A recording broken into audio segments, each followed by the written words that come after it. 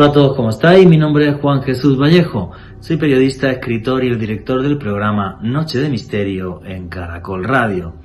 El 29 de diciembre del año 1972 se produjo muy cerca a Miami uno de los accidentes aéreos más importantes de la historia de los Estados Unidos. El vuelo 401 de Airlines proveniente de Nueva York chocó contra los Everglades, provocando esto 101 fallecidos. Pero esta historia no terminó ahí. Del avión siniestrado se sacaron diferentes piezas que fueron a parar a otros aviones de la compañía. Y a partir de ahí, un misterio que llega hasta nuestros días, porque empezaron a aparecerse diferentes tripulantes que ya habían fallecido en forma de fantasma, en pleno vuelo, pero no para aterrar, sino para advertir a sus compañeros de otros posibles peligros. Así que estos fantasmas se convirtieron en ángeles. Pero si queréis saber sobre esto y mucho más, no os perdáis el último podcast de Noche de Misterio en Caracol Radio, los fantasmas del vuelo 401.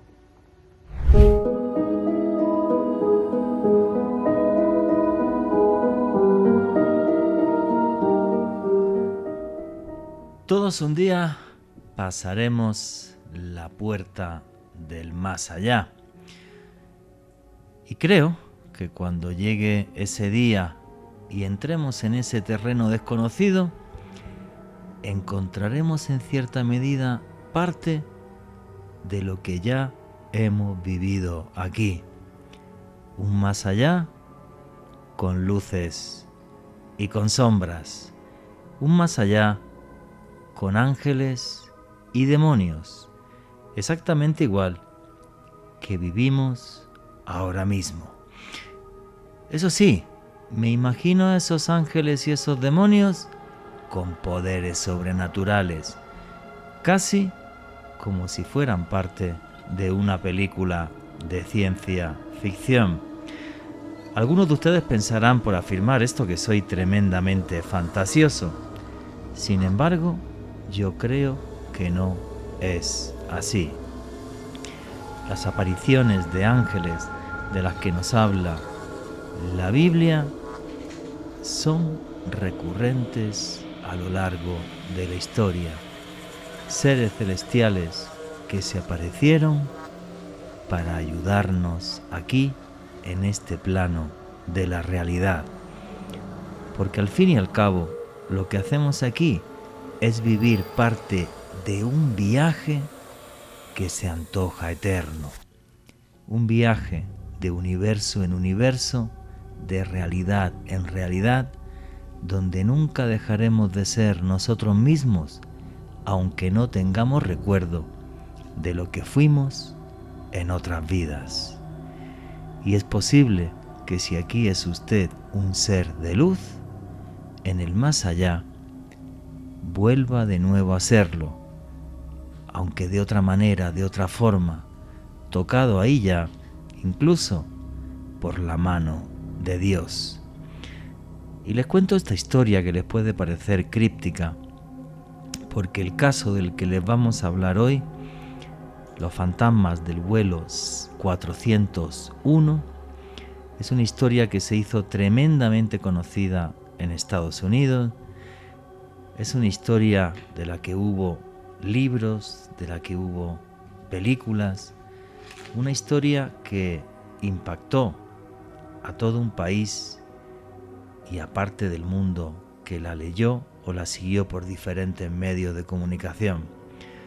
Porque si normalmente hablamos para aterrar sobre ese desconocido y enigmático más allá, en este caso, los fantasmas, los espectros que se aparecían después de que el vuelo 401 de Airlines se estrellara en Miami, hacían todo lo contrario. Don Ripo, por ejemplo, o Bob Love, el piloto, Don Ripo era ingeniero de vuelo, se aparecieron en otros vuelos de Airlines para avisar a los vivos de que podía haber problemas. Se convirtieron en ángeles para las personas que estaban aquí, para sus compañeros y conocidos, para que la tragedia no se volviera a repetir. Qué historia tan fascinante, ¿no? Un más allá que nos perpetúa en nuestra existencia, otra vez dentro de esa batalla infinita, la de las luces y la de las sombras. Personas que se aparecen desde el otro lado para estrecharnos la mano y ser nuestros ángeles de la guarda. Buenas noches, noctámbulos. Mi nombre es Juan Jesús Vallejo. Los que queráis seguirme en redes sociales, mi Twitter es @Juan G. Vallejo, Juan J. E. Vallejo, en Instagram y en Facebook, Juan Jesús Vallejo. Y esto es un programa más de Noche de Misterio. Y aquí lo que hacemos es periodismo de misterio. Nosotros os ponemos los hechos encima de la mesa y vosotros decidís qué hay detrás y qué no.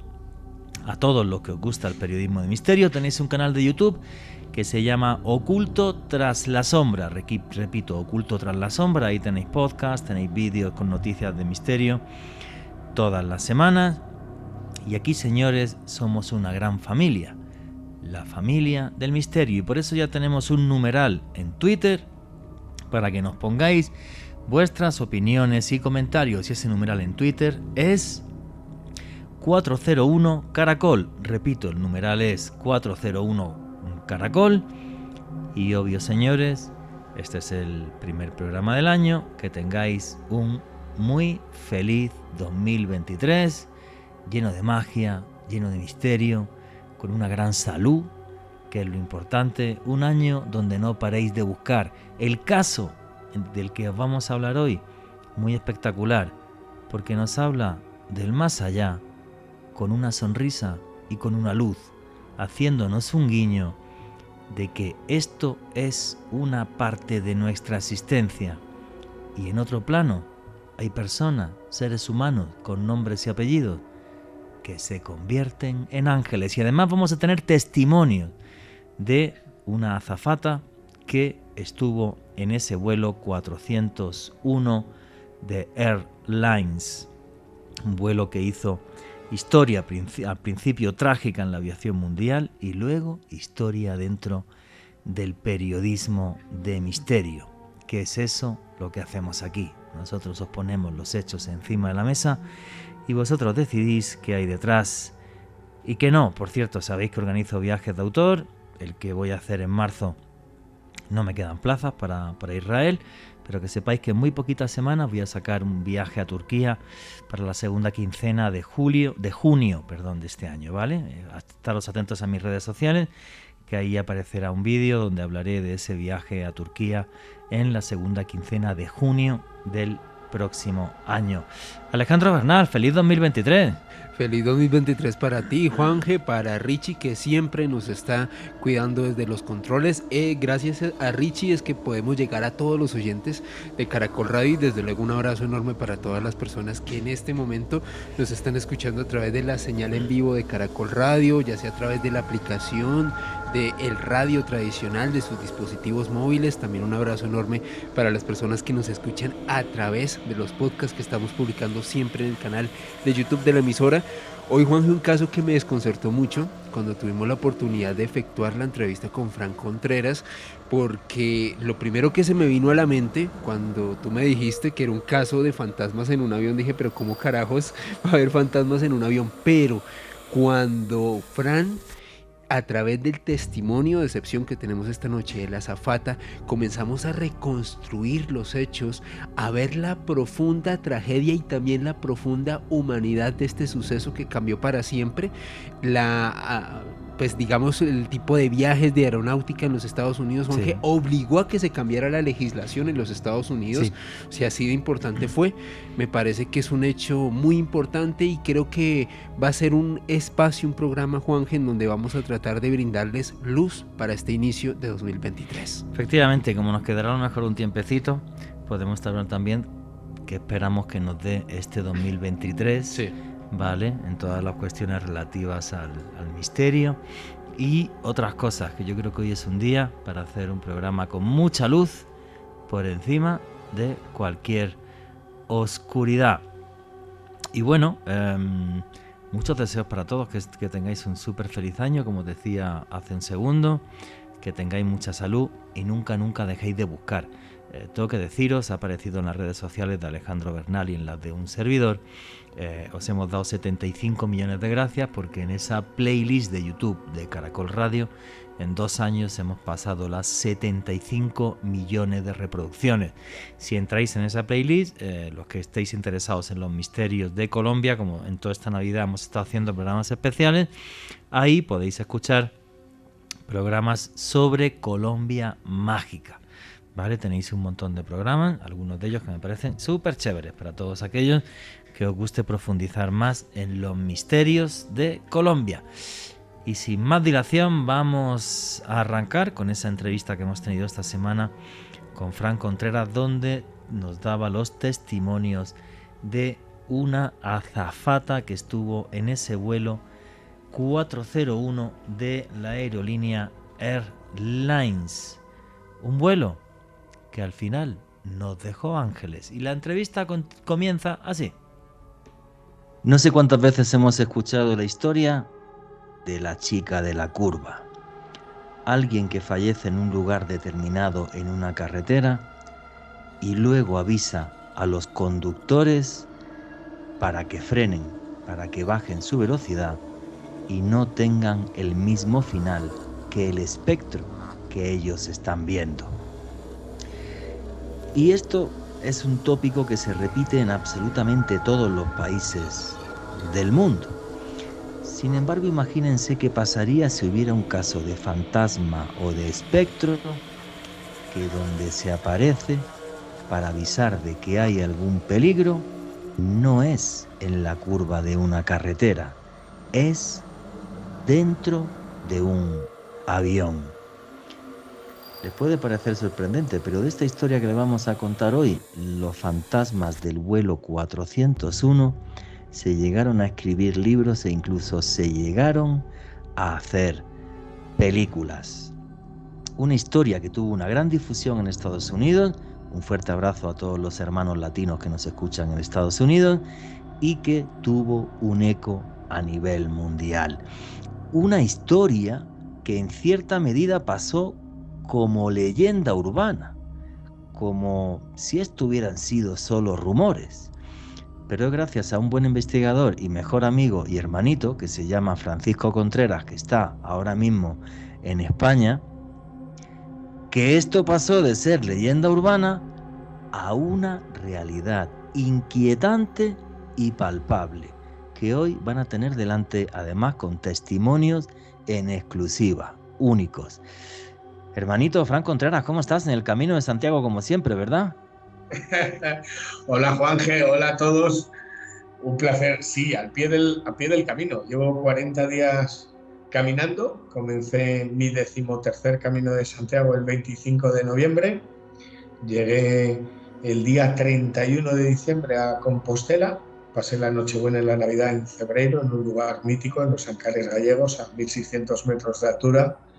Y llegué a Compostela el día 31 de diciembre para cerrar la Puerta Santa y vivir un momento histórico para la gente del camino. Se termina el año santo, el año jacobeo compostelano 21-22, y ahora, después de cerrar la Puerta Santa, pues rumbo al antiguo fin del mundo, a Fisterra Finisterre, allí donde los romanos tenían el templo al dios Sol, el Ara Solis. A 20 kilómetros estoy. Mañana terminaré este viaje, camino que empezó hace 39 días. Así que feliz en Corcubión, tengo el Atlántico al lado, por fin ya he visto el mar, las barcas pequeñas iluminando la bahía, frío, lluvia, pero a gusto y feliz de estar contigo, Juanje. Sabes que te quiero. Feliz año a todos. El 2023 viene cargado de historia y de historias por contar y por compartir y para seguir soñando. Salud y fuerza para todos, así que genial. En un albergue, os lo he enseñado antes en Petit Comité en imágenes. Esto parece el Hotel del Resplandor. Sí, es bastante terrorífico, por cierto, a la gente que os gusta el tema del Camino de Santiago, en Fran Contreras G, ¿verdad? Es en Exacto, Twitter. @Fran Fran Contreras G. Fran organiza muchos viajes al camino. Yo el año pasado hice un viaje al camino con él, que fue una auténtica experiencia y una forma de redescubrir mi propio país, y la gente que estéis interesados en hacer el Camino de Santiago. Ahí en las redes sociales de Francisco Contreras tenéis información de los viajes que él organiza, porque es el autor del libro La Guía Mágica del Camino de Santiago. Pero el caso del que estamos hablando hoy, los fantasmas del vuelo 401, son parte de otro libro tuyo que juraría está en Amazon para la gente que lo quiera conseguir. Fantasmas. Hay alguien al otro lado de la editorial Edad, un libro que publiqué en el 2008. Sabes que durante muchos años el mundo de los fantasmas, de las casas encantadas, de los poltergeists, de los fenómenos paranormales ha sido mi campo de acción. He investigado miles y miles de lugares supuestamente embrujados y encantados. He entrevistado a otros miles y miles de personas que han sido testigos de esos fenómenos que habitaban esas casas. Y el caso que traemos hoy, pues está en el aniversario, y es un caso, lo decías en la entrevista, que era más parte de la leyenda urbana. Quedó como leyenda urbana, correcto, sí. Si ahora mismo pones en Google Fantasmas del vuelo 401, hay un copy-paste, un corta y pega, como decimos aquí en España, en el que todas las páginas web, todos los youtubers, todos los programas cuentan lo mismo. Cuentan parte de lo que fue, y era un caso que se hizo súper popular en los años 70. The Ghost of Flight 41 de John Fuller fue el libro que lo catapultó a la fama. Luego su mujer, Elizabeth Fuller, hizo una ampliación, By Search of the Ghost Flight 41, y saltó a la gran pantalla con una película, The Crash of Flight 41, contando una historia sorprendente, fascinante, que ahora cumple 50 años, porque todo ocurrió el 31 de diciembre de 1972. Y contabas en la introducción que se parece al famoso o a los famosos casos de mujeres o chicas en una curva, ¿no? Que aparecen en una curva y previenen. Fíjate, yo cuando investigué el caso no caí en ese detalle, Juanje. Sí dije que estábamos ante un caso que rompía todos los moldes del mundo de los fenómenos paranormales, de los poltergeists y de las casas encantadas. Porque no se trata de un lugar supuestamente embrujado, con apariciones, no se trata de un poltergeist, la casa de un testigo, de una persona, de una familia, de repente, de la noche a la mañana empiezan a ocurrir fenómenos que escapan a la razón y desaparecen. Es un caso que rompe todos los moldes posibles y plausibles de los teóricos de la parapsicología. No entra dentro de los cánones de la teoría de la impregnación que postuló a principios del siglo XX, finales del siglo XIX, Meyers. La teoría de la impregnación que habla de que los lugares donde se han producido sucesos dramáticos, energéticos, quedan como atrapados, y hay como una memoria dinámica, y diferentes personas con una sensibilidad especial son capaces de ver esa energía, ¿no? Como una especie de bucle. No se trata de fenómenos poltergeist, psicoquinesis espontánea recurrente, de la que ya se llevó a la estadística en los años 60 en Estados Unidos. No se trata de nada de eso. Se trata de apariciones de personas ya fallecidas en vuelos, en determinadas circunstancias. Fíjate, luego en las conclusiones te contaré más detalles, pero es un caso que era parte de las leyendas urbanas, y en el 2008 publiqué Fantasmas, hay alguien al otro lado. Fui a Miami a presentar el libro, y en Miami me dediqué a recorrer toda la gran ciudad para buscar a una persona, a la única testigo de esas apariciones fantasmales, testigo de ese accidente que es la azafata Mercedes Ruiz, a la cual saludo desde aquí porque seguro que nos escuchará. Es bastante fácil, si además vive en Miami, bastante fácil. Tenemos muchísima audiencia allí en Florida, en el estado de Florida. Bueno, vamos a empezar a meter a la gente en materia. El desastre aéreo, el accidente aéreo es el 29 de diciembre del año 1972. Lo que sucede en concreto es que el avión, que es un avión... Un avión TriStar. Efectivamente, de Airline, ¿vale? TriStar de la aerolínea Airlines, lo que hace es, va a Nueva York, Miami, y tienen un pequeño problema. El accidente fue por un error humano. Básicamente lo que sucede, y corrígeme, Fran, si me equivoco en algo, es que cuando están llegando a Miami, pues tienen un problema con la bombillita que anuncia que el tren de aterrizaje está total y absolutamente preparado para que puedan llegar a aterrizar. Lo que sucede en ese momento es que piensan que es un problema de la bombilla y por error desactivan el piloto automático. No se dan cuenta que han desactivado el piloto automático, dan la vuelta, giran sobre Miami, se meten en la zona de los Everglades, que además está llena de caimanes como que todos los que quieras y unos cuantos más, y están tan absortos con el tema del problema del tren de aterrizaje y lo de la bombilla que no se dan cuenta que el avión empieza a perder altura, salta incluso la alarma de colisión porque están bajando y están tan absortos arreglando lo de la bombilla que no se dan cuenta que salta la alarma. Y efectivamente, eso es lo que sucede, y esto fue algo tan grave que luego se cambió incluso la legislación norteamericana respecto a lo que son los vuelos aéreos, porque hasta ese momento ese accidente aéreo fue uno de los más importantes de la historia. 101 muertos, 77 supervivientes. Y fue algo terrible, y además un fallo humano completamente absurdo. O sea, lo que estamos diciendo, o sea, tienen un problema con el tren de aterrizaje y no tienen claro si es que el tren no baja bien o si es que la bombilla que les avisa de ese fallo tiene como una especie de corto o algo y por eso se enciende. Y realmente el tren de aterrizaje bajó. Y al estar pendiente de fijarse si la bombilla está bien o está mal, quitan el piloto automático y no se dan cuenta. Horrible. Sí, claro, siguen con el piloto automático quitado y entonces empiezan a perder altura, y como comentaba antes ahí, lo más alucinante de esto es que salta la alarma del avión y no se dan cuenta. Están todos con lo de la bombilla, y no se dan cuenta ni de que salta la alarma, y cuando se dan cuenta ya es demasiado tarde.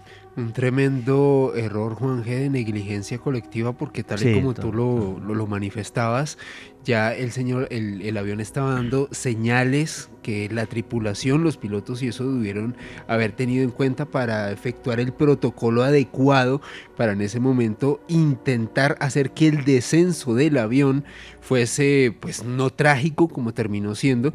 El tema es, Juan G., que llegó un punto en el que el avión ya estaba a una altura tan baja y a una velocidad tan compleja que ya era demasiado difícil maniobrar, y sobre todo la zona en la que cayó, Juan G., los Everglades, allá en Florida, una zona repantanosa. Donde el rescate se hizo muy complicado. Exactamente. Efectivamente. Es que eso hizo además que el rescate fuera muy complicado y por eso hubo más fallecidos, aparte de los caimanes. Eso te iba a decir, los caimanes, y un factor que no hay que dejar de lado, que de hecho Fran nos lo comentó en la entrevista y que también hay que tener muy en cuenta, y esto, las infecciones que se produjeron por el terreno en el cual cayeron algunos de los heridos. Por la zona pantanosa, claro. Quizás por un tema de milagro, por una razón inexplicable, pudieron sobrevivir a la colisión, pero luego la infección se los llevó, si no era la infección o los caimanes. Efectivamente, y luego vamos a escuchar dentro de muy poquito ya los testimonios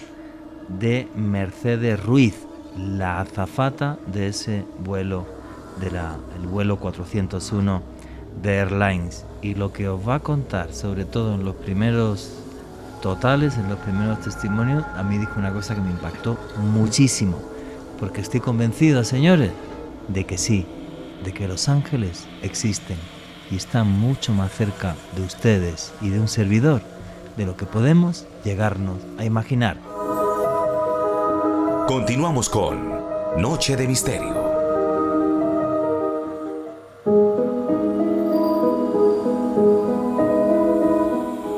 Y aquí seguimos en Noche de Misterio, vuestras preguntas y comentarios a través del numeral 401 Caracol. Por cierto, saludos a un señor que nos está escribiendo, que se llama David López III, desde Kaunas, Lituania. Así que, bueno, vamos a empezar a escuchar a Mercedes Ruiz. Estamos contando los problemas técnicos del avión, que más bien todo fue un fallo humano, y la entrevista continúa así. Y cuando... en titulares, Juanje, perdona que te interrumpa, para emprender el relato, además es un relato que traemos en esta ocasión de primera mano, porque nos lo va a contar todo Mercedes, porque creo que estamos hablando del primer accidente de una aeronave de ala ancha en Estados Unidos que cambió toda la normativa del vuelo. No solamente estamos hablando de un caso que tiene muchas perspectivas y análisis. Sale a las 9 de la noche ese avión TriStar Jet L1 1011, era el Rolls Royce de los aviones en aquella época. Sale del aeropuerto JFK de Nueva York rumbo al aeropuerto internacional de Miami. Está registrado como vuelo 401. Capitán Bob Love, ingeniero Don Repo, mecánico de vuelo Albert Stuttil. Era un vuelo más, era el último vuelo del año. Y cuando se están acercando al aeropuerto internacional de Miami, tienen ese fallo que dices tú. El tren de aterrizaje empieza a fallar. Pero ellos, empiezan a buscar posibilidades, les avisan desde la torre de control que están descendiendo, pero ellos no les avisaron incluso. Les avisan de que están descendiendo, ellos o no se percatan o hacen caso omiso, no se sabe. Incluso Albert Stuttil se mete en una especie de ventanuco que hay en el suelo del avión que se llama el foso del infierno para intentar arreglar manualmente el tren de aterrizaje, y la tragedia, pues ocurre, ¿no? El avión se estrella a una velocidad de 227 millas en los pantanos de Everglades y allí pierden la vida 94 pasajeros. Toda la tripulación, Bob Love, Don Repo, Albert Stuttil, sobreviven solamente 77 personas. Ojo, en el accidente, quien no muere por el propio accidente muere, en un caso, por los cocodrilos, y esto es más trágico, y en otro caso, por las bacterias del pantano cuando ya están en el hospital. Pero mejor que yo, Juanje, no fue fácil localizar a Mercedes, y creo que podemos escuchar cómo fue el relato del accidente de su propia voz. Listo. Alejandro Bernal, pon el audio número 1, por favor. 11 de marzo 2008, estamos en Miami, en casa de Mercedes Ruiz, una de las supervivientes del accidente aéreo del vuelo 401. Mercedes, gracias por concedernos esta entrevista. Yo sé que no es fácil, pero ¿qué ocurrió aquel 29 de diciembre de 1972? ¿Cómo fue? ¿Salíais de Miami en vuestro vuelo? ¿Cómo lo recuerdas? Bueno, fue un vuelo sin ningún tipo de nada diferente, ¿no? El vuelo fue muy bien, todo. Salimos un poquito retrasados de Nueva York, del aeropuerto de Kennedy, y entonces ya llegando acá, a Miami, me imagino que sería en aquellos momentos las 11 de la noche, algo así, y ahí vamos a aterrizar. Pues nosotros verificamos todo en la cabina, el letrero de abrocharse los cinturones y de no fumar se iluminó. Nosotros verificamos que los pasajeros que todo estuviera listo para aterrizaje, y nos fuimos a sentar en nuestros respectivos asientos, que como ustedes saben está al lado de cada uno de una puerta. Nos sentamos y de buena primera yo noté que estaba tomando demasiado tiempo aterrizar, ¿no? Y miré diagonalmente, porque mi asiento estaba en una posición donde yo miraba al fondo del avión, a la parte de atrás. Nada más que habían 2 de los asientos que miraban hacia el frente, que son los 2 últimos. Y entonces miré así diagonalmente por una ventanilla que me quedaba de pasajero, así, ¿no? Diagonal. El primer asiento frente a mí, los dos asientos frente a mí, de pasajeros que estaban vacíos. Y noté que lo que era la costa de Miami, la iluminación de la costa se quedaba atrás. Nosotros seguíamos volando. Y aquello me sorprendió, entonces me zafé el cinturón de seguridad y fui a ver a mi compañera que estaba del otro lado, que fue una de las chicas que falleció. Y le digo, oye, Pat, ella se llamaba Pat Gaisel. Le dije, ¿qué pasa que no aterrizamos? Mira, y me dice, ay, tú siempre estás protestando, estás jugando. Digo, la chica, pero no te pongas tan pesada, ¿no? Dice, Mercedes, es probablemente tráfico, a lo mejor hay mucho tráfico porque estábamos en los días de fiesta. Es más, yo siempre pienso que yo fui la última persona con quien ella habló, fui yo. Nada, y ella me dijo, no estés protestando tanto, si total estamos haciendo tiempo, me dijo ella. Dice, nos van a pagar más porque estamos volando de más. Ay, le dije, no es una tontería, y fui y me senté otra vez y me abroché. Unos minutos después, ya yo sentí un violento tirón hacia mi mano derecha. Claro, el avión hizo el banking a mano izquierda y yo estaba sentada del lado derecho del avión, y acuérdate, yo estaba al revés, o sea, yo estaba mirando, nosotros mirábamos hacia atrás y sentí una cosa violenta, pasó todo junto, ¿no? Yo grité, el ruido y el relámpago de luz que vino desde el principio de camino hasta el final, y ya después, ya, silencio, y yo quedé inconsciente, obviamente, y después del impacto. Wow, qué testimonio tan estremecedor, Fran. O sea, como relata claro, o sea, ella ni siquiera pensó que era un problema con el tren de aterrizaje, pensó que era un problema de tráfico aéreo. Era 29 de diciembre en una ciudad como Miami y dijo, pues estamos dando una vuelta hasta que nos den pista, y cuando se quiso dar cuenta ya era demasiado tarde. Y me imagino que igual que ella, mucha gente incluso quedó inconsciente, despertaron en el agua, o sea, tuvo que ser una cosa terrible. Ninguno de los más de 150 pasajeros se podían imaginar que estaban cayendo al vacío, o sea, directamente, sin control alguno. Por eso esas llamadas de la torre de control de Miami. ¿Qué está pasando? Porque perdía altura, mantenía velocidad, perdía altura. Bueno, creo que es un relato importante, y que hay que decir que uno de los medios de transporte más seguros que hay es el de los aviones. Esto Correcto. Es importante decirlo. Sí. Fue una concatenación de casualidades trágicas lo que ocurrió ese 29 de diciembre. Yo le seguía preguntando a Mercedes por su experiencia vital. Te decía que hay muchos análisis. Creo que el caso tiene muchas perspectivas. Y luego al final entenderemos por qué tiene tantas perspectivas. Y yo le decía, bueno, una vez que se ha producido el accidente, ¿cuál era su primer recuerdo, su primera reacción? Y nos contaba esto, Juanje. Alejandro, el audio número 2, por favor. La primera reacción que tuve, o recuerdo que tengo, ¿no?, es que como que me desperté y estaba allí en el medio de la oscuridad, y yo allí, yo no sabía ni dónde estaba, ni qué había pasado, nada. Entonces me parecía que todo estaba como en cámara lenta. Se veía lejos allá que por muchos años tuve la impresión que era un fantasma. Era un fantasma porque se veía blanco allá en la distancia, y yo lo veía así a distancia, y me dio una impresión de miedo. Veía un fantasma en la noche, así se veía aquello blanco. Me levantaron y me arrastraron, y ya ahí, cuando ella empezó a arrastrarme, me empezaron a mover, ¿no?, como que me iluminé, y entonces ya sí me di cuenta de lo que había pasado. Entonces mi primera reacción fue, Dios mío, mi madre. El rescate llegó muy tarde al área donde yo estaba, había mucho escombro. El sentido del tiempo en esos momentos no tiene sentido. Yo sé que estuve mucho tiempo porque yo no llego al hospital como hasta las 4 y pico de la mañana. Entonces ya oíamos los helicópteros, o sea, sabíamos que estaba el rescate allí, pero que no aterrizaban en el área nuestra.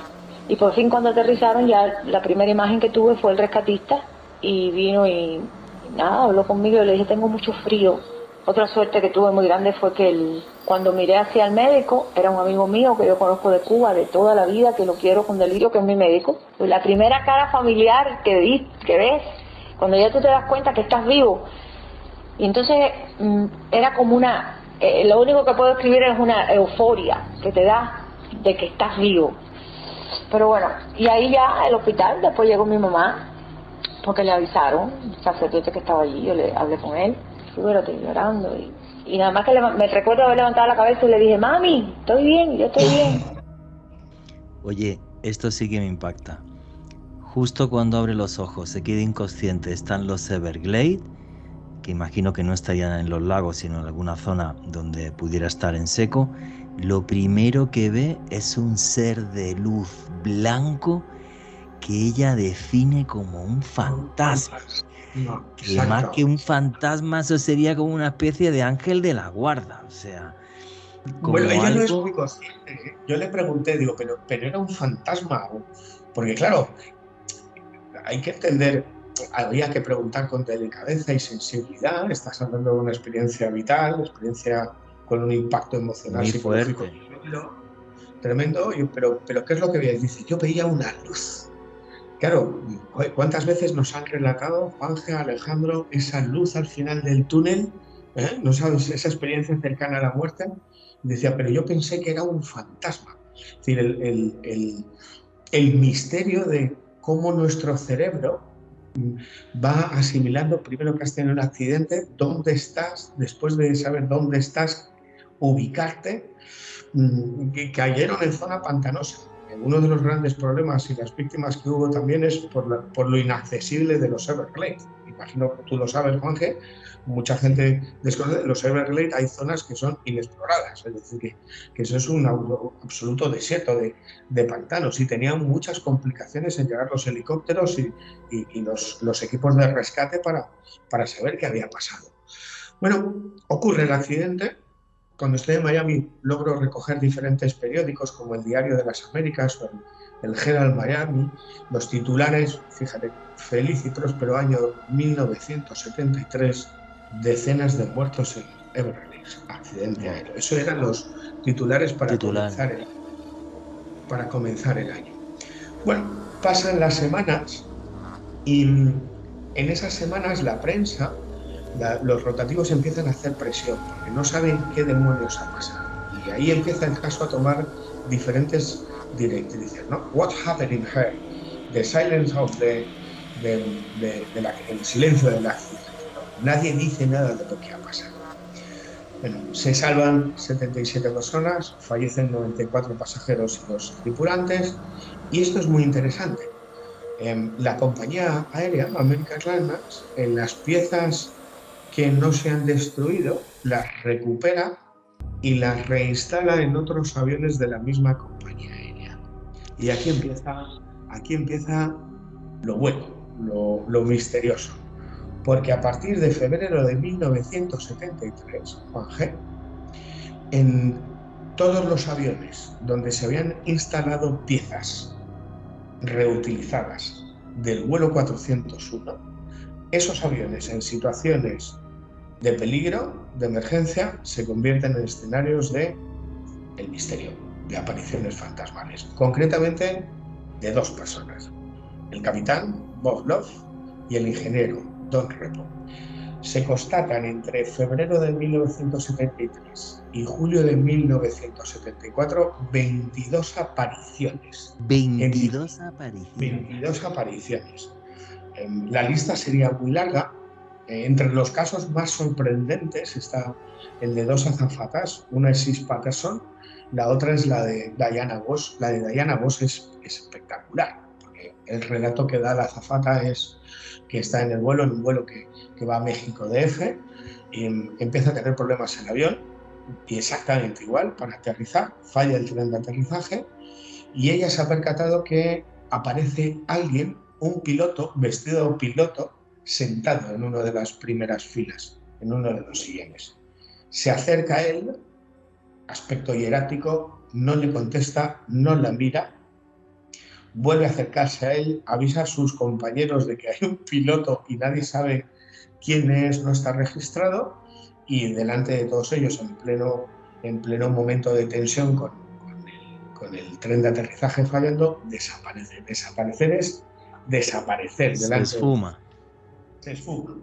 Yo le pregunté a Mercedes sobre el tema de las apariciones fantasmales y mira lo que contestaba ante la grabadora. Alejandro Bernal, audio número 3, por favor. Después del 29 de diciembre surgen los Ghost 01. Bob Love, Albert Stockstill, Don Ripo. Los pilotos. Y lo que empieza a ocurrir es que otros de tus compañeros, azafatas, pilotos, sobrecargos de vuelo, en determinadas circunstancias de advertencia de peligro en los vuelos, afirman verlos. ¿Qué es lo que empieza a surgir? Porque además tú estás todavía en la compañía, sigues volando. ¿Qué es lo que ocurre? ¿Cómo lo vives o cómo lo vivís todo eso? Bueno, yo oía algún que otro comentario, pero yo oía a veces comentarios. Y lo que escuchaba de que Ripo, Don Ripo, el ingeniero de vuelo, se aparecía en algunos de los vuelos y advirtió a los pilotos de un problema que iba a haber en vuelo y lo abortó. En otras palabras, era cierto. Lo que él estaba avisando era cierto. Como que una de las turbinas iba a coger fuego, se iba a incendiar. ¿Cómo fue aquella aparición de Bob Love? Que nos lo contarás antes fantásticamente bien. En la cabina de primera clase había un piloto vestido con su uniforme y estaba sentado. Entonces la chica, la azafata, toma conteo de los pasajeros y había uno de más. Y entonces ella va y se acerca al hombre y le pregunta algo, el hombre no le contesta. Y al no contestarle, siendo piloto, pues ella va y le refiere este asunto al capitán del vuelo, al comandante. Y el comandante sale y lo ve y lo identifica como el capitán del 401, que estaba muerto de nuevo. Eran hasta dos personas. Sí, y la señora donde él estaba sentado al lado de él. 3 personas viendo a la misma persona, al mismo sujeto. Sí, definitivo. Pero de buena primera el hombre se desaparece. Parece que allí nada, en primera clase. En otra ocasión también hubo una chica que trabajaba en mantenimiento y se aterrorizó porque ella estaba sola y vio a Ripo también. Y entonces contó quién era y era él y ella lo vio. Entonces había comentarios. Una azafata, creo que una o dos lo vieron en abajo, en el galley, abajo habían 2 elevadores, 2 ascensores pequeñitos. Tú bajabas y ahí estaba las cocinas, todo se cocinaba ahí, los carros estaban con las bandejas y todo y se subían. Y ella estaba trabajando sola porque ahí trabajaba una sola persona. Después las otras bajábamos a comer, a hacer algo, ¿no? Pero ella es la que trabajaba ahí. Y en 2 ocasiones, 2 chicas lo vieron. Guau, o sea, madre mía. En primera clase, una azafata ve a Bob Love, al piloto del avión, no lo reconoce, ya no lo conocía, comenta, le habla al tipo, el tipo no responde, se va a cabina, sale otro piloto y ese lo reconoce y dice, pero si es Bob, y de repente se esfuma y desaparece. Y esto llegó a ser tal impacto entre las tripulaciones y la gente que trabajaba para Airlines que el mismísimo presidente de la compañía amenaza a la gente que si habla de fantasmas que los despide. Exacto. Ahora bien, es que el caso tiene tantas perspectivas. O sea, bueno, hemos de decir que mientras todo esto se está produciendo, silenciado, o sea, hay orden, como suele pasar siempre a nivel institucional o a nivel de empresas privadas. Vigilantes de seguridad que no pueden contar lo que están viviendo en sus rondas, en edificios oficiales, vigilantes de seguridad que trabajan en empresas, las cámaras de seguridad graban fenómenos paranormales, ellos viven fenómenos paranormales y hay una ley del silencio, no se puede contar nada. Bueno, pues de repente todo ese mundo de censura se instala en American Airlines. Mientras está pasando todo esto, la National Transporting Society hace un informe y concluye que todo ha sido producto de un fallo técnico y después humano. Es decir, el piloto del tren de aterrizaje falló y en un movimiento desactivaron el piloto automático. Esa fue la causa del accidente y lo que provocó, y esto es muy importante, que se cambiara toda la normativa aérea en Estados Unidos. Era el primer accidente de una aeronave de ala ancha. Pero estamos hablando que desde febrero de 1973 a julio de 1974, azafatas, comandantes, mecánicos de vuelo, pasajeros, auxiliares de vuelo, no quedaba, no, todo el mundo era testigo de determinadas apariciones y fenómenos, lo estaban viviendo, era un vox populi, todos lo sabían, nadie podía decir nada, pero fíjate tú que una revista se hace eco de lo que está pasando y se filtra, la Flight Security Foundation. Y en esa revista se habla de los extraños fenómenos y apariciones que se están viviendo en los aviones donde se han reinstalado piezas del vuelo 400. Y eso hace que ocurra algo fascinante, que es mucho más que misterio. Que una compañía aérea, por primera vez en la historia, con el coste que ello lleva, quite todas esas piezas para acabar con las apariciones de fantasmas. Y así lo contaba Mercedes Ruiz. Luego escucháis el testimonio de Mercedes Ruiz, pero es que esto me parece fascinante. Lo primero, la cantidad de apariciones de fantasmas, y además fantasmas con nombres y apellidos, Don Repo y Bob Loft. El avión en el que más sucedió esto era el N318 de Airlines, donde comentan incluso que se llegó a hacer un exorcismo. Pero luego, lo que es triste como siempre, es la censura. Llega la empresa, Dios mío, no habléis de fantasmas, esto no puede ser, tal, y entonces todo lo sobrenatural, todo el misterio total, como siempre, callado. Y encima, si eres testigo y ves algo así, porque fijaros, por ejemplo, la aparición que nos describió Mercedes Ruiz. 3 personas, el piloto, una azafata y un pasajero, viendo al comandante Bob Loft, que luego desaparece.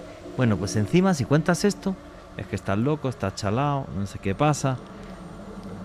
Que voy a empezar el año, no voy a decir ninguna palabrota, ¿vale? Voy a respirar profundo.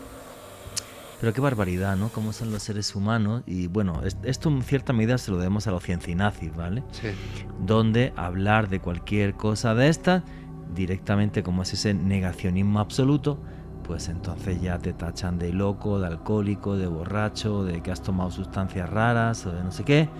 Y entonces, qué triste, ¿no? Que en pleno siglo XXI siga sucediendo esto. Juanje, pero es que uno de los testimonios más impactantes sobre los avistamientos de estas figuras, de estas personas que hacían parte de la tripulación del 401, que luego se avistaron en otros aviones, nos lleva hasta Frank Borman, otrora gerente de la aerolínea Airlines. Juanje, Frank Borman no es nadie más ni nadie menos que un astronauta que hizo parte del programa Apolo, o sea, no estamos hablando de cualquier persona. Sí. Y resulta, Juanje, que en una oportunidad ese hombre abordó uno de los vuelos cuando apareció a una figura muy similar a como era Don Repo y el comandante Bob Loft. Él procedió a hablar con la azafata porque le parecía pues extraño, él hasta ese entonces no sabía nada de lo que estaba pasando, cuando la azafata le dijo, no, es que nosotros los hemos visto varias veces en diversos vuelos que hemos efectuado en este avión. Imagínense, el mismo gerente de la aerolínea, Frank Borman, pudo observar estos espectros. Una persona que fue parte ni más ni menos que del proyecto Apolo. No, para mí es un caso muy fascinante y luego veréis que profundizamos en la segunda parte de la entrevista, ¿no? En ese cliché que tenemos siempre con los poltergeist y los fantasmas de que tiene que dar miedo y terror y bueno, quizás muchas veces no sé hasta qué punto forzamos ese cliché o no. Me gustaría vuestra opinión a través del numeral 401 Caracol. Pero creo que este tema es maravilloso para arrancar el año 2023 porque nos recuerda que las luces existen en este mundo y en el más allá. Y que muchas veces eso que llamamos ángeles de la guarda, que muchas veces pensamos que son un hermano, un primo, un tío, un papá, una mamá que ya no está, pues yo creo que realmente es algo que sí que existe, ¿vale? Es que Juanje, hay que tener en cuenta algo, y tú lo decías en la entrevista mientras escuchábamos el testimonio de Mercedes Ruiz. Esta mujer observó a un extraño ser de luz, algo que podríamos asemejar más Sí. a un ángel que a un ser, un espectro que produce miedo, o sea, un ser que hasta cierto punto le brindó paz en un momento realmente crítico de supervivencia de esta mujer. Le brindó paz y la despertó. O sea, también es todo el proceso que tiene que pasar en un cerebro, un estado de shock tan fuerte, Sí. porque ella, fíjate que no recuerda qué pasa cuando choca el avión, y lo primero cuando abre los ojos, que no sabe si está viva, si está muerta o dónde está, efectivamente es un ser de luz.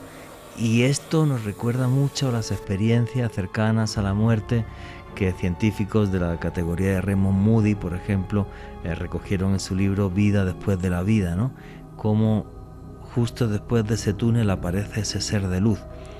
Como cuando estamos en el umbral, como en ese umbral estaba Mercedes Ruiz, aparecen estos seres de luz. Y me parece maravilloso, ¿no? Porque le da realmente una trascendencia a la vida, un abrir la puerta aún más allá, donde existe luz, ojo, y donde fácilmente también es posible que existan sombras.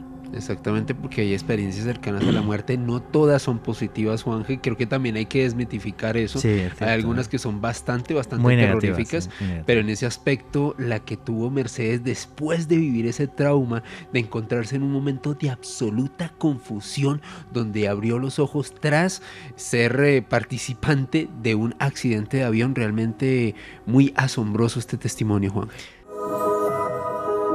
Continuamos con Noche de Misterio.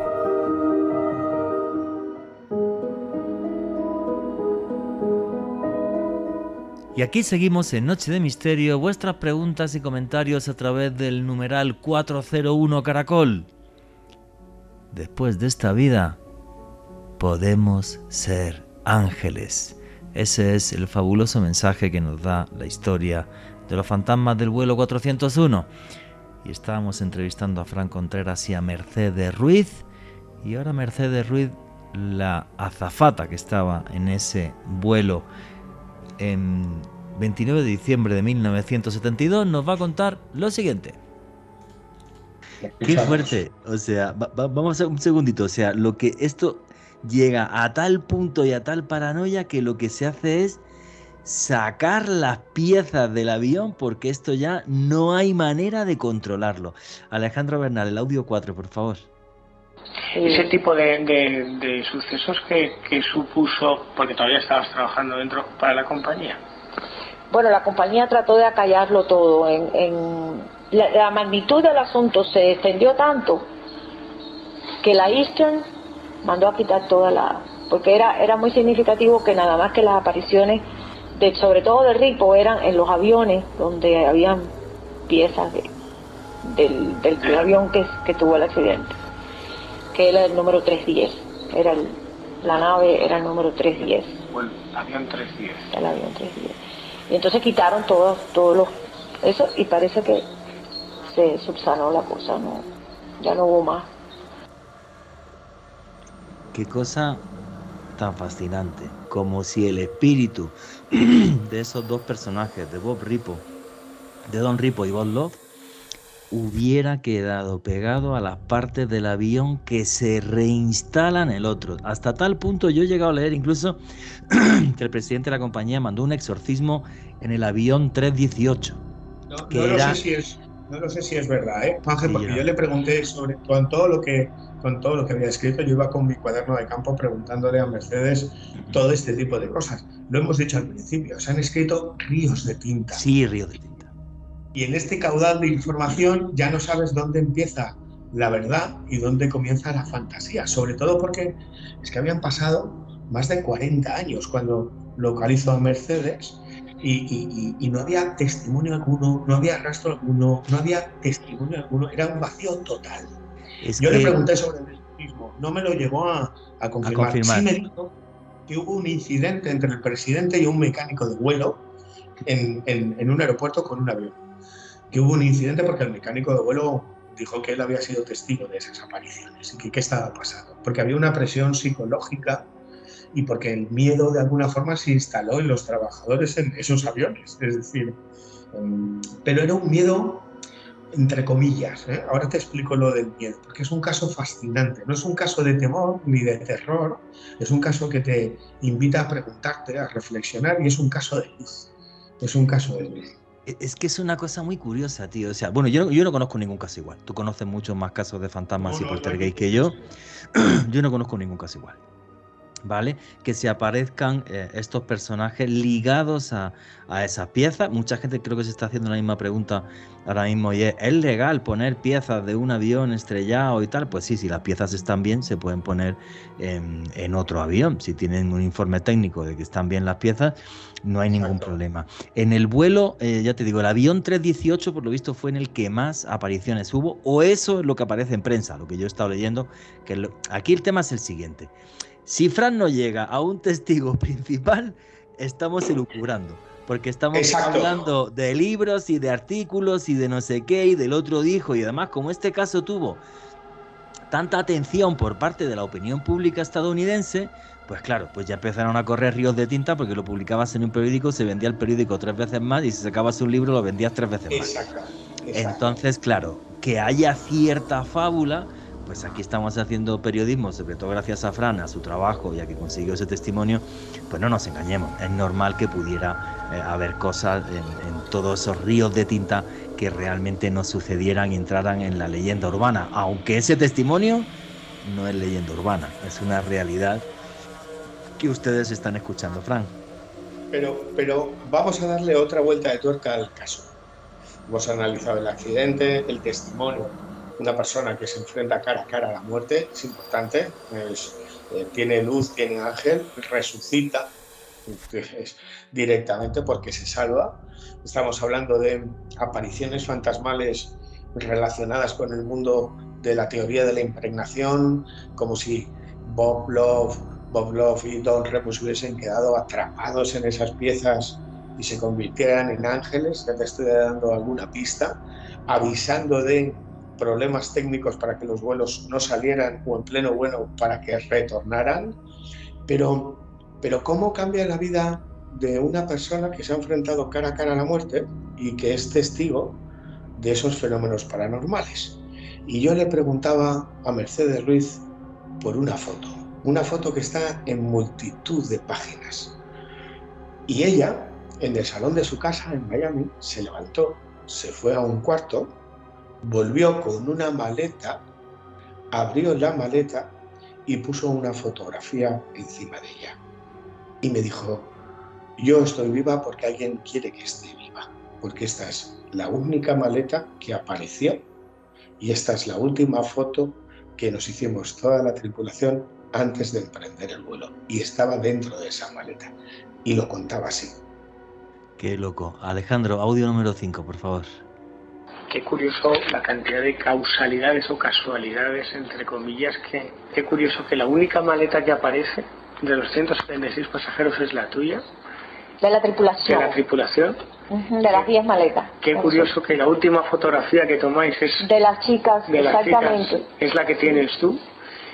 Y ya que rocambolescamente casual es lo de este va a ser el último vuelo juntas, que nos contabas antes con sí. Todo eso. Yo había llevado la cámara en mi maleta porque ese vuelo era el 29 de diciembre, era una ida y vuelta, pero nos tocaba volver a salir de vuelo el 31 de diciembre. Y desde luego yo era una de algunas de nosotras que estaba tratando de cambiar el vuelo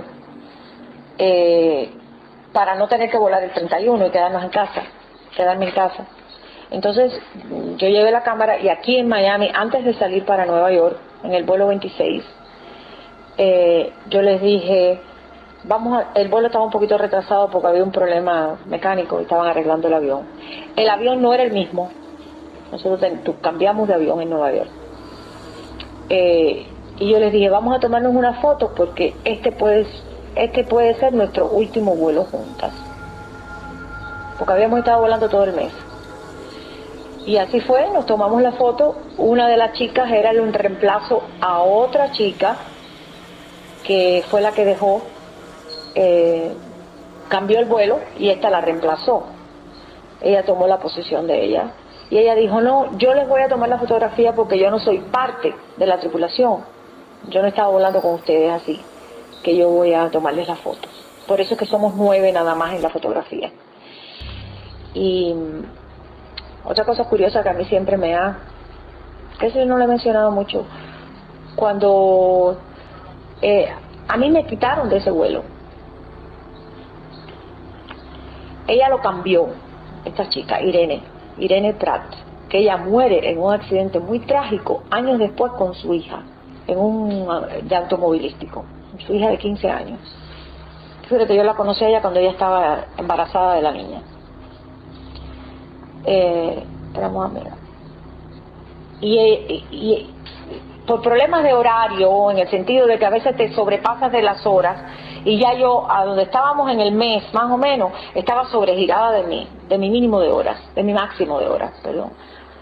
Entonces, lo que es el departamento de scheduling, de lo que asigna las tripulaciones, te quita del vuelo a mí, me quita del 401 el 29 de diciembre.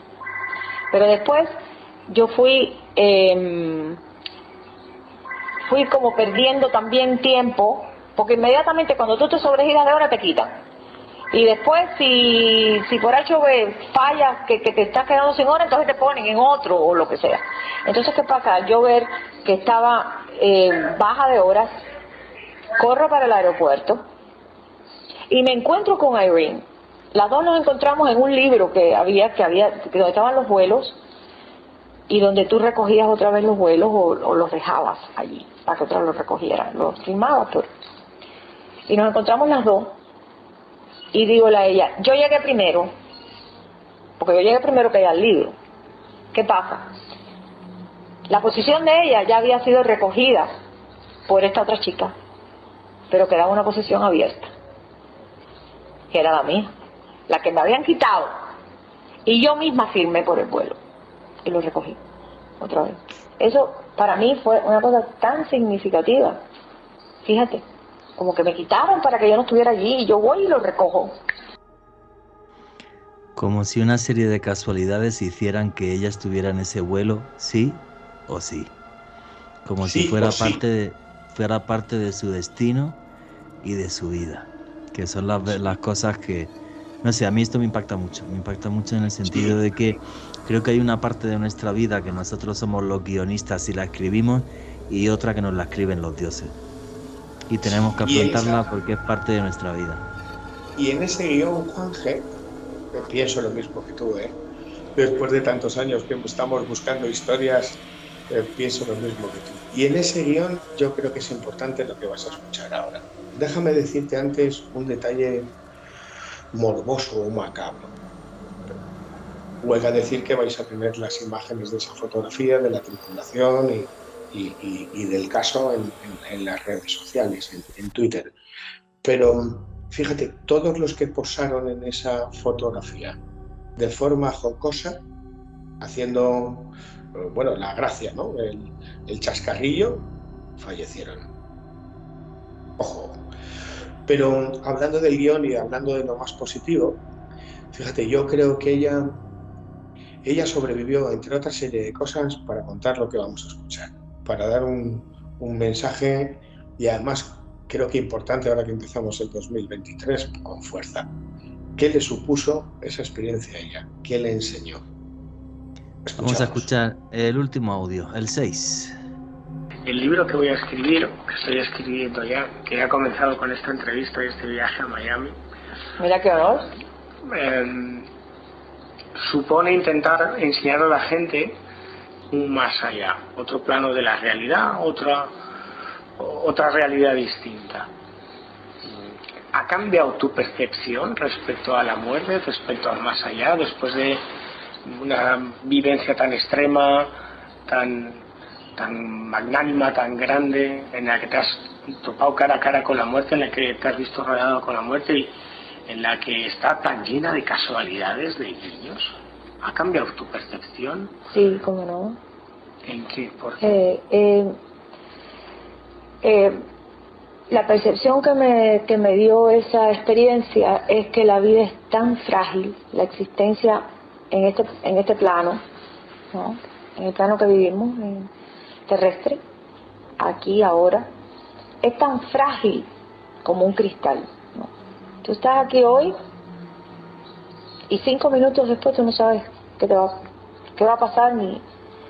Entonces me enseñó a priorizar las cosas que de verdad son importantes. A veces, claro, porque uno es humano, ¿no?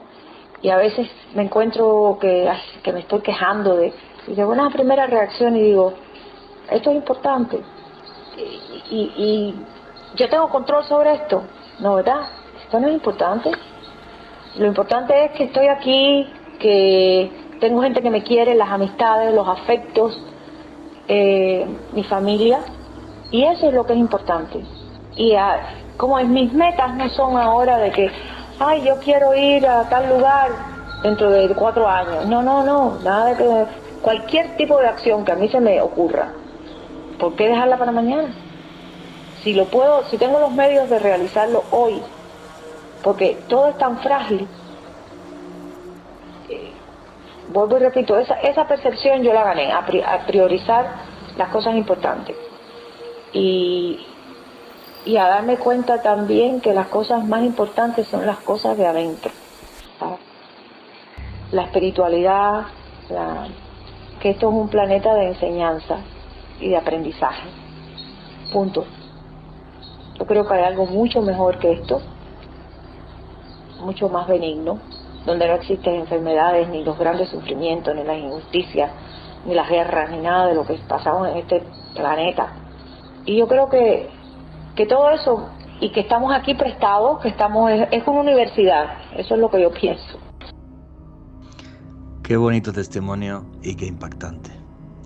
Si puedes hacer algo hoy y tienes los medios, no lo dejes para mañana. Lo importante es la gente que te rodea y que te ama, tu familia, tus amigos, y esto es súper frágil, se puede romper en cualquier momento y chao. Pero esto no es el final, es el principio de otras muchas cosas. Qué bonito. Qué bonito es un mensaje de vida, de esperanza, de fuerza, de que se nos olvida lo importante. Estamos con tanto ruido, en esta sociedad del siglo XXI, en todo el planeta, que nos invita o nos fuerza o nos obliga a vivir bajo el sometimiento de un montón de intereses, de necesidades. Y el aparentar. Y se nos olvida que lo más importante es otra serie de circunstancias, de cosas. Hay otra gran lección, Juanje, en este caso. Mira, nosotros llevamos más de 30 años contando historias de fantasmas, de casas encantadas, de fenómenos paranormales, y al trabajar en los medios de comunicación siempre tenemos que darle una visión terrorífica, ¿no? Oscura, sombría. Parece que todos los casos son películas de terror. Y este caso es el fiel reflejo de que hay más casos de luz que de oscuridad, y no los contamos. Vende más contar el susto, el miedo, el terror, hay que escalofrío, que cosas que ocurren todos los días, si no los mismos, a miles de personas más que podemos llamar ángeles, porque Bob Love, Don Repo y Albert Stucktil no hacían sino prevenir, avisar, como si fueran ángeles guardianes de todos esos pasajeros. Y estoy convencido de que muchos de los oyentes de la familia de Caracol, de nuestros amigos, han vivido un caso así, pero no lo cuentan. Vendemos, o nos hacen vender, o vende más, no lo sé, el miedo, el susto, el escalofrío, cuando tenemos una oportunidad muy importante. Y el guión de Mercedes creo que va por ahí en decir, ojo, que los casos de ángeles guardianes de luz, de personas fallecidas que te cuidan, papás, mamás, abuelitos, abuelitas, hermanos, hijos, hijas, están ahí y son súper bonitos y te invitan a reflexionar. Pues qué bonito lo que has dicho, lo suscribo al 1000 por 1000.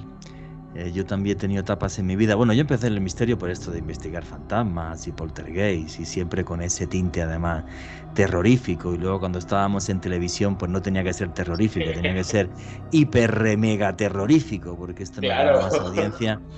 Y a mí es algo que me mamaba, no te puedes imaginar. Por eso intenté además especializarme, y tú lo sabes, igual que te ha pasado a ti, que eres el mayor experto que hay sobre España mágica.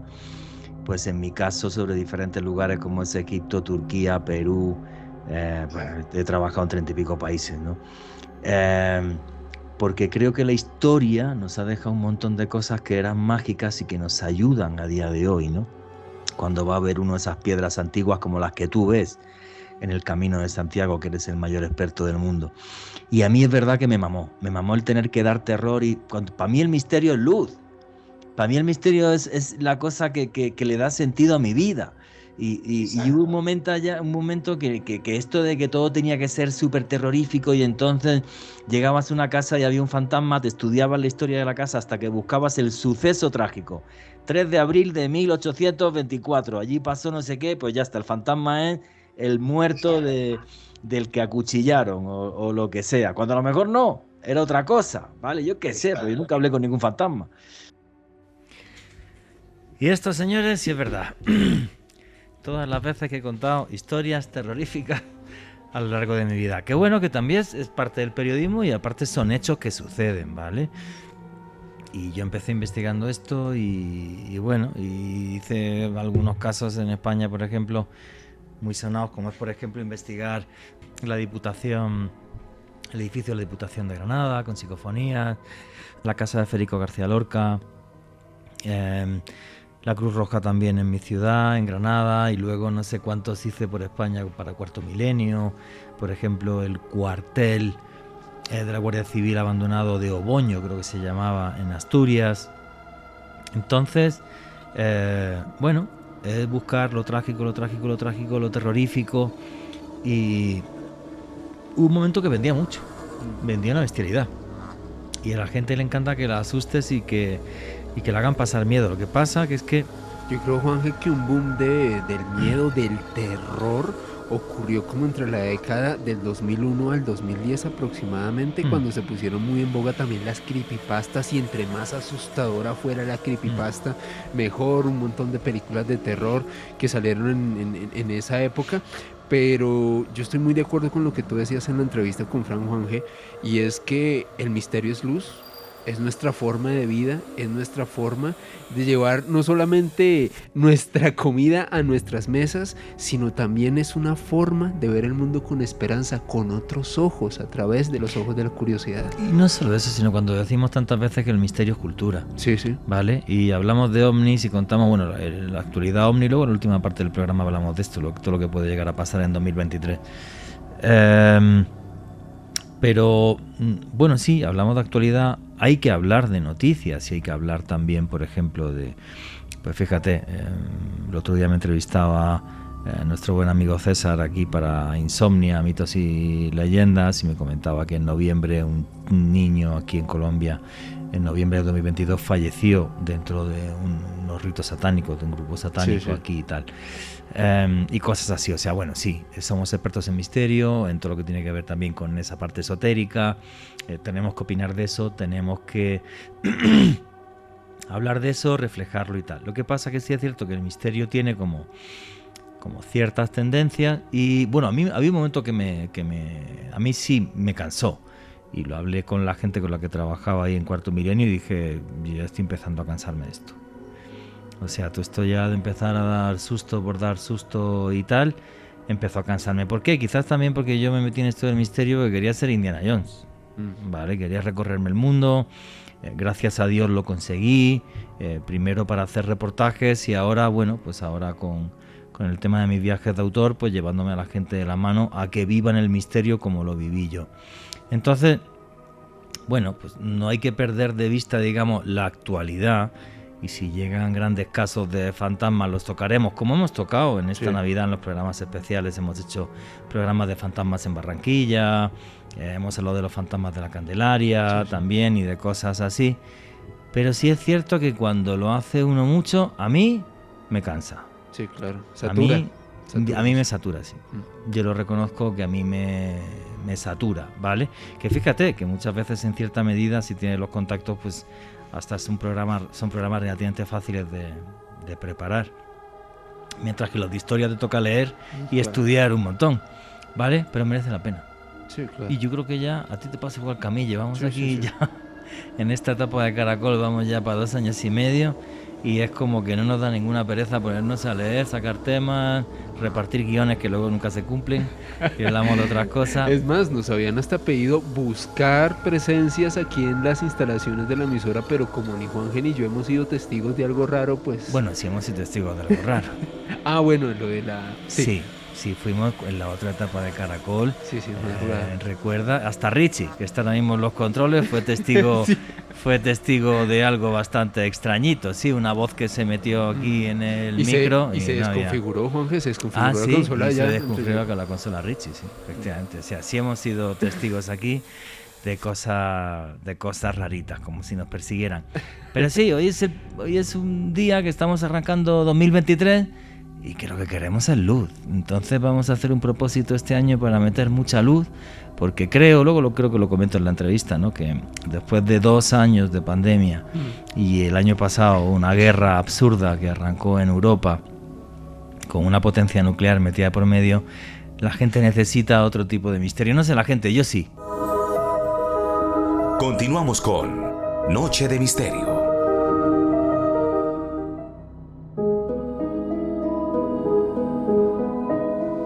Y aquí seguimos en Noche de Misterio. Vuestras preguntas y comentarios a través del numeral 401 Caracol. Un más allá donde hay ángeles. El testimonio de Mercedes Ruiz, realmente estremecedor. Y bueno, señores, la entrevista en la que estábamos con Fran Contreras termina así.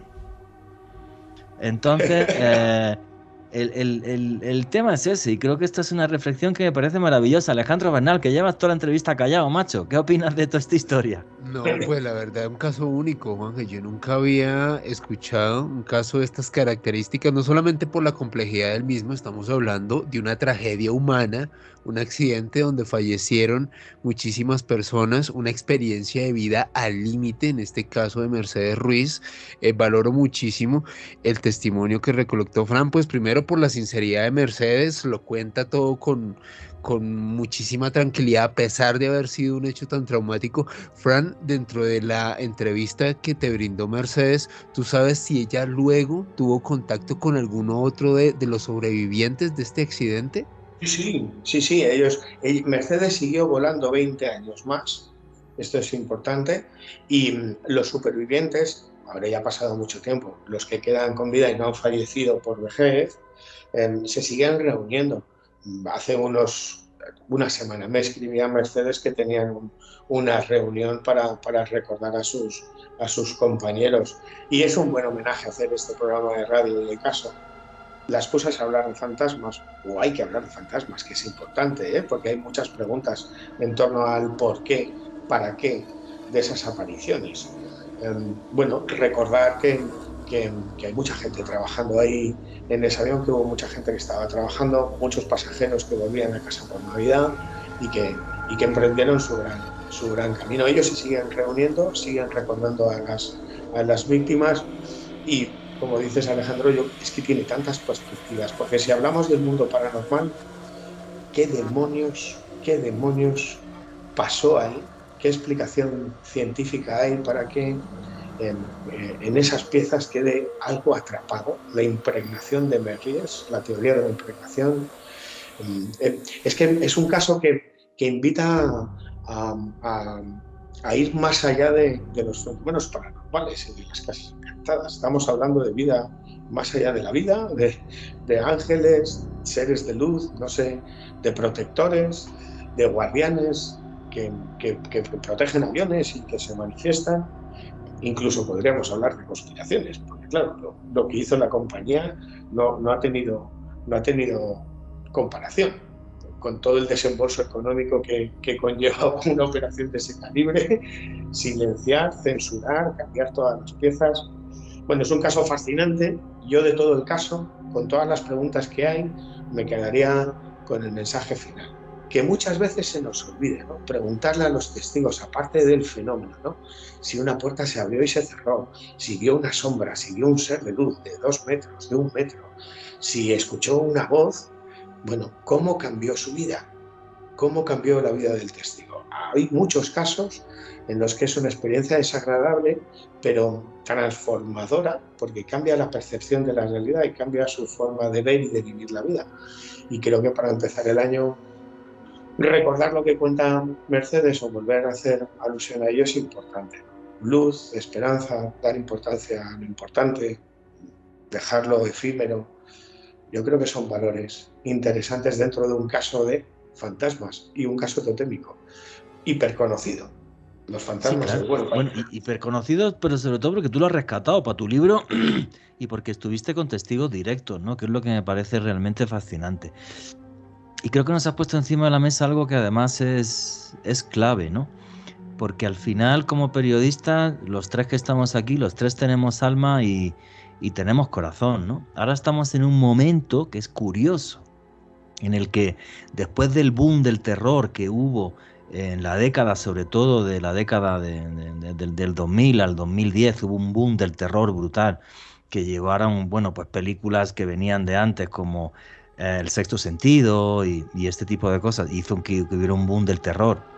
Y a nosotros nos demandaban ese tipo de trabajo. Ojo, y los hacíamos gustosos, ¿no? Porque nos estábamos enfrentando al misterio. Siempre. Claro, enfrentándonos al misterio y tampoco había que darle muchas vueltas a esto. O sea, es tu trabajo y buscas historias y buscas casos para contarlos. La grandísima mayoría con esos tintes trágicos. El problema es que cuando ya la audiencia te demanda lo trágico, ¿hasta qué punto ya es que estábamos buscando lo trágico o es que realmente le estábamos dando una vuelta de tuerca además, ¿no? Creo que es una reflexión que me parece maravillosa. Yo que he hecho tantos reportajes también de esto. Mira, yo me estaba acordando de reportajes, por ejemplo, cuando yo hice la Diputación de Granada. La Diputación de Granada, que es una ciudad que hay al sur de España. Y efectivamente, pues tiene un tinte trágico, pues porque hay unas obras en el edificio que sacan restos humanos en una parte antigua de una ciudad relativamente fácil, sobre todo una ciudad tan antigua como Granada, y otro que no, que fue un convento y que se emparedaron fetos y que bla bla y que blibli, que aparecieron huellas de niños. Yo vi las fotos de las huellas de niños en una baranda, por eso fui hasta allí, y entonces te deja, bueno, pues te deja llevar por la historia y es normal. La historia, los datos son los que son y los que te dan. Bueno, caso trágico a nivel mundial, que un día podíamos hacer un programa, el caso Vallecas, que tú eres el mayor experto del mundo del caso Vallecas, que ya hay hasta película y de todo y tal, y es que es un caso trágico, es que es un caso terrorífico, como si a veces cuando abres esa puerta al más allá hubiera luces y sombras como hay en nuestro mundo. Como en nuestro mundo hay buena gente y hay mala gente, hay gente súper oscura y hay gente que es luz.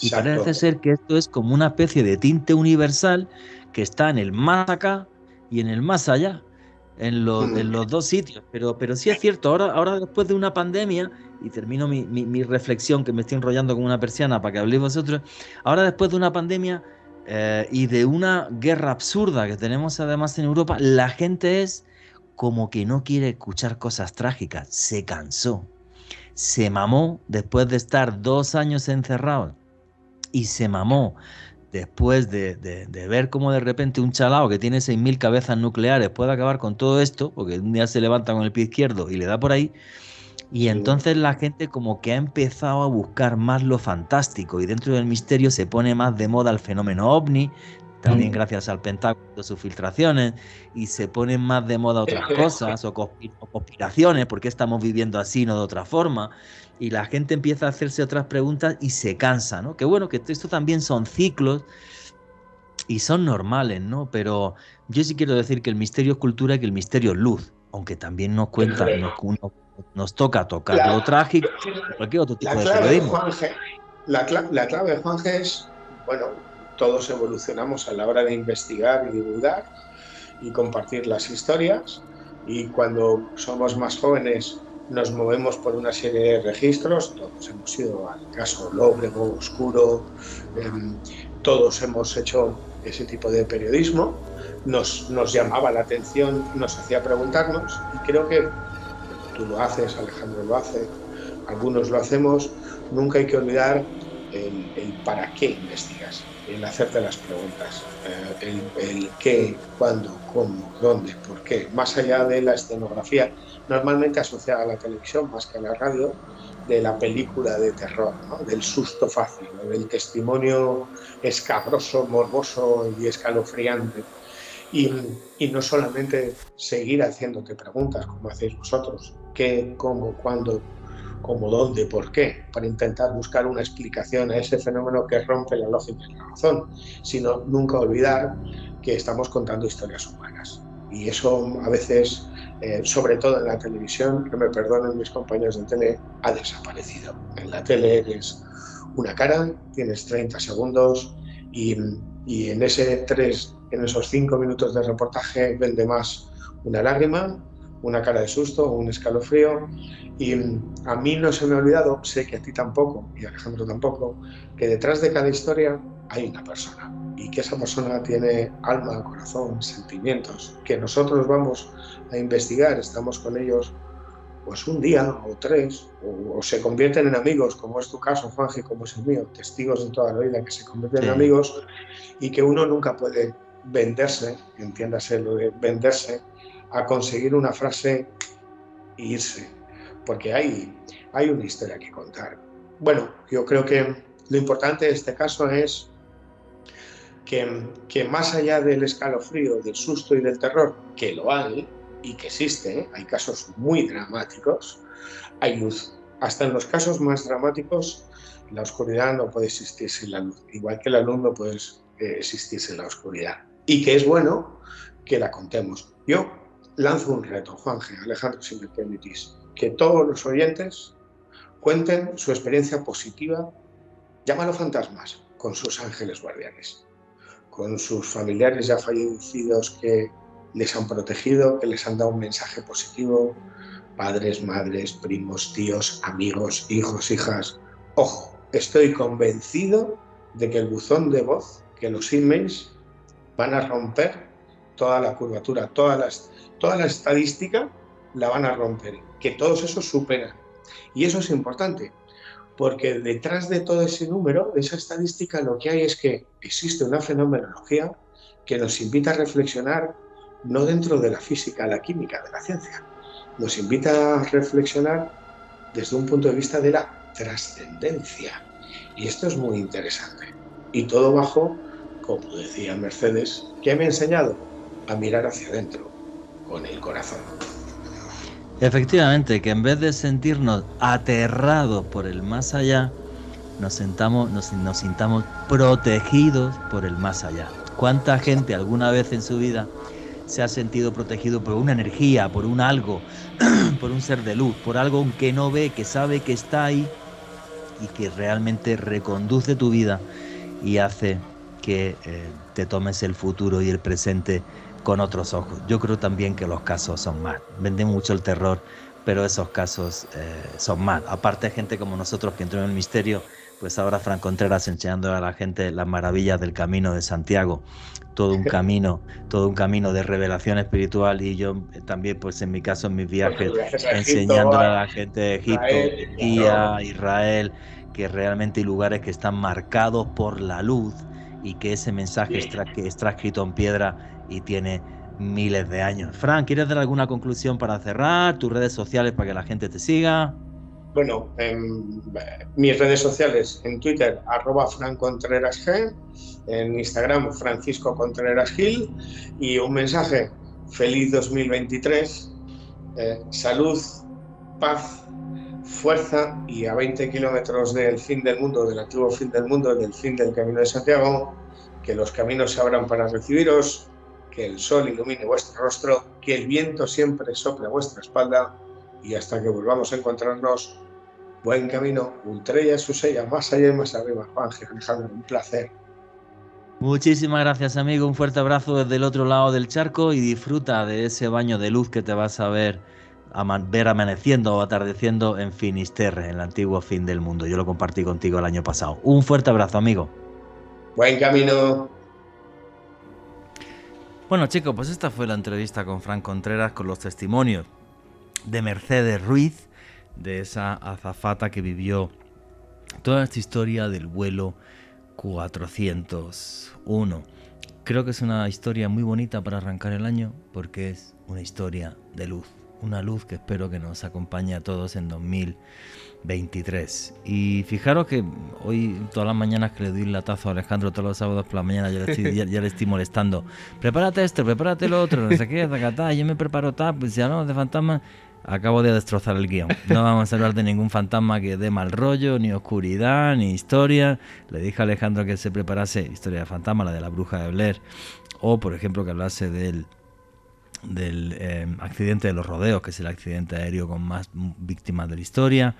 Iba a hablar de un caso que investigué en la Diputación. El guión a la porra, porque como estamos empezando 2023, llenémonos de luz, que es el mensaje de este caso. Así que vamos a echar carreta un rato. Yo le quiero preguntar a Alejandro, ¿cuál es el caso de misterio a ti que más buen rollo te da por lo que sea, o más te fascina y que no sé, que más te gusta por lo que sea? Pues Juanje, este caso que les voy a relatar tiene que ver con una actividad que hacíamos tú y yo hace varios años en la Candelaria, que en el centro de Bogotá, y tiene que ver con la calle del divorcio. ¿Y por qué creo que es el caso que más buen rollo me da? Sí. Porque Juanje demuestra que todos tenemos la oportunidad de rehacer nuestras vidas en cualquier momento. No tenemos que amarrarnos a vivir una vida triste y amargada al lado de una persona. Y la historia es la siguiente para meter a los oyentes del programa. Bueno, esta calle del divorcio quedó ubicada en la esquina entre la carrera octava y la calle décima, aquí en Bogotá, a un costado del Palacio del Líbano, la actual alcaldía de Bogotá, y también a un costado del Congreso de la República. Y ahí ustedes podrán ver una placa que dice la calle del divorcio, así se llama. ¿Y por qué se denomina de esa manera? Resulta que hace unos siglos, Juanje y oyentes, había una pareja de lo que podríamos llamar el Romeo y Julieta a la colombiana. Dos chicos muy jóvenes de dos familias que no se apreciaban para nada, pero el amor era tan fuerte que experimentaban estos jóvenes que decidieron escaparse de su pueblo, escaparse de sus casas y venirse a vivir a ese punto aquí en Bogotá.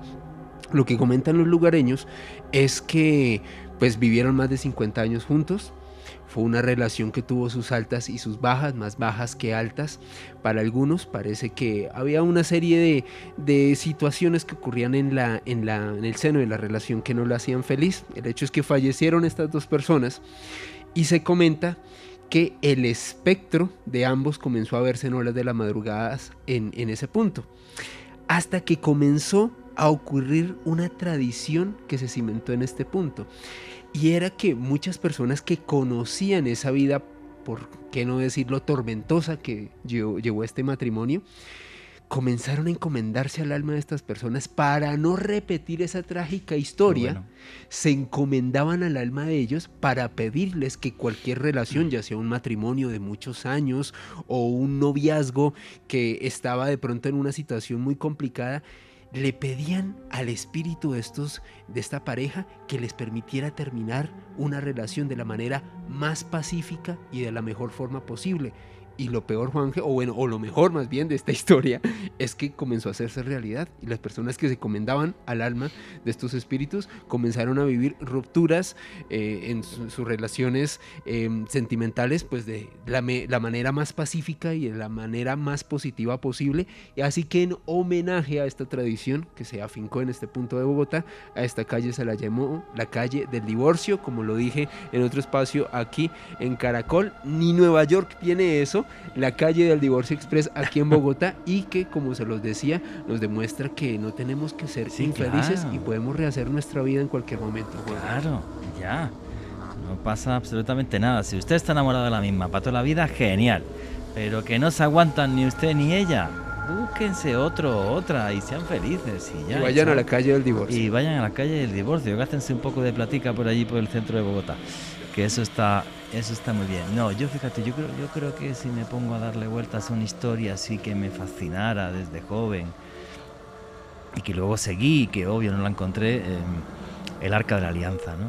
Ver cómo la Biblia describe un objeto que estaba, digamos, el ingeniero, el arquitecto sería sería el mismísimo Dios, como es Moisés el que baja el monte Sinaí con las instrucciones para hacer un arca en la que se tenía que guardar las tablas de la ley de Dios, donde se guardó también la vara del profeta Aarón y un poco del maná, de la comida que Dios le mandó a los judíos desde el cielo para que pudieran atravesar el desierto.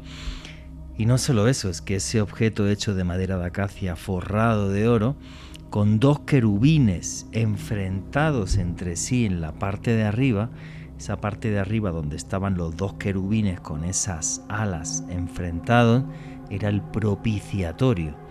Desde esa parte de arriba es donde Dios le hablaba a los hombres, como si fuera una especie de transmisor cósmico. Y ese Dios, ese Yahvé, bastante extraño por cierto, que le hablaba a los judíos y les hablaba en el arca, les decía ir por aquí o ir por allí cuando estaban en el desierto, era a la vez un arma poderosa, ¿no? Que es lo que hizo que el mismísimo Adolf Hitler mandara a buscarla, lo que se llamó la Operación Trompetas de Jericó. Y se buscó en la ciudad de Tanis, efectivamente, como aparece en la película Indiana Jones y el Arca de la Alianza. Por cierto, que este año estrenan otra parte. Otra parte, sí. Yo creo que ya será malísima, pero da igual, me la voy a tragar entera. No, y en 3D. Vamos a hacer los primeros. Pero vamos, los primeros ahí. El primer, como cuando vean un calvo con crispetas, el primero de la fila, y un tipo así alto, con ese sí tiene pelo, con lentes. Y con lentes, a Alejandro Bernal y un servidor. Tenemos que ir a verla. Sí. Y claro, tío, pues de repente estar en Israel, estar en Jerusalén, estar hablando del arca con el conservador de Jerusalén, y que me decía, no, pues si consigues un georradar yo te doy los permisos para que intentes buscarla y tal.